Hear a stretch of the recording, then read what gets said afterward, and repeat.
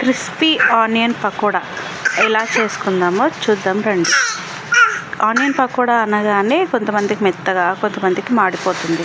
కానీ నేను చేసే విధంగా చేస్తే మీకు ఎప్పుడు చేసుకున్నా కానీ క్రిస్పీగా కరకరలాడుతూ వస్తుంది. ఫస్ట్ కావాల్సిన పదార్థాలు ఏంటంటే ఆనియన్స్ పొడుగ్గా కట్ చేసుకొని ఈ వీడియోలో చూపిస్తున్నట్టు ఒకసారి చేయితో ఇట్లా మ్యాష్ చేసుకుంటే విడిపోతాయి ఆనియన్స్. మంచిగా ఒకసారి వాష్ చేసుకొని ఇలా మ్యాష్ చేసుకోవాలి ఆనియన్స్ మ్యాష్ చేసుకున్న తర్వాత నెక్స్ట్ ఇందులో వాటర్ కూడా యాడ్ చేయకూడదు. ఫస్ట్ మనం ఏం చేయాలంటే శనగపిండి వేసుకోవాలి. శనగపిండి వేసుకున్న తర్వాత ఇందులో నెక్స్ట్ కారం, టేస్ట్కి సరిపడా కారం వేసుకోవాలి.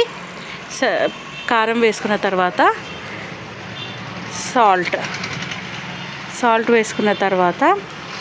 సాల్ట్ వేసుకున్న తర్వాత ఇందులో అల్లం వేసుకోవాలి. అల్లం వేసుకున్న తర్వాత ఒకసారి మంచిగా మిక్స్ చేసుకొని ఇక్కడ ఫస్ట్ టిప్ ఏంటంటే వాటర్ లేకుండా శనగపిండితో ఆనియన్స్ని గట్టిగా కలుపుకోవాలి. పిండి అనేది గట్టిగా కలుపుకుంటేనే ఆ వాటర్, ఆనియన్స్లో ఉన్న వాటర్ మొత్తం వచ్చేసి మంచిగా చపాతీ పిండిలాగా అవుతుంది.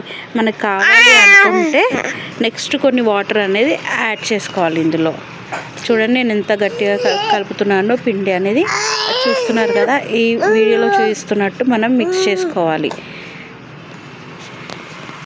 నేను ఇక్కడ కొన్ని వాటర్ యాడ్ చేస్తున్నాను. కొన్ని వాటర్ యాడ్ చేసుకొని చపాతీ పిండిలాగా మనం మిక్స్ చేసుకోవాలి. మీకు వాటర్ రిక్వైర్మెంట్ ఉంటేనే యాడ్ చేసుకోండి, లేదు ఆనియన్లో వాటర్ సరిపోతుంది అని అంటే యాడ్ చేసుకోకండి.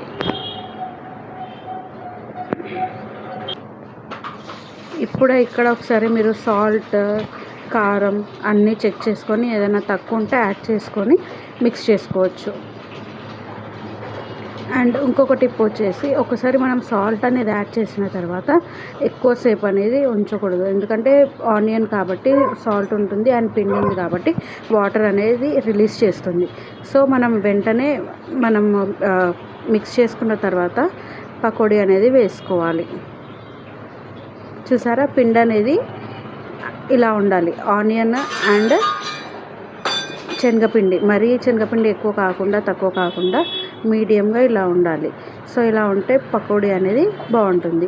ఒకసారి ఆయిల్ హీట్ అయిందా లేదా అని చూసుకొని మనం నెక్స్ట్ వచ్చేసి పకోడీ అనేది వేసుకోవాలి. అది మొత్తం ఒకటే దగ్గర ముద్దలాగా కాకుండా పకోడీ అనేది ఆనియన్స్ అనేది విడివిడిగా వేసుకుంటే దీనికి టేస్ట్ బాగుంటుంది అండ్ మాడిపోకుండా ఉంటుంది.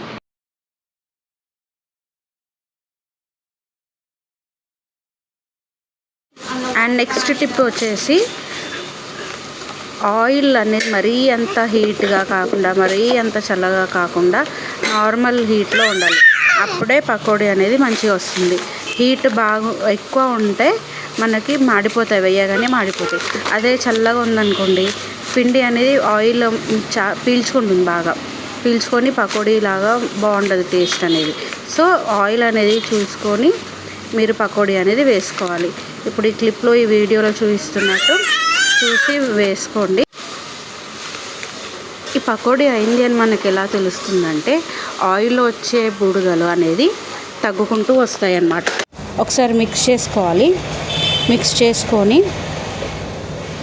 బుడగలు తగ్గిన తర్వాత చూసారా, మనకి వేడివేడిగా ఆనియన్ పకోడా రెడీ. నేను చెప్పిన ట్రిక్స్ అండ్ టిప్స్తో ఇలా ఒకసారి ట్రై చేసి చూడండి, బాగుంటుంది.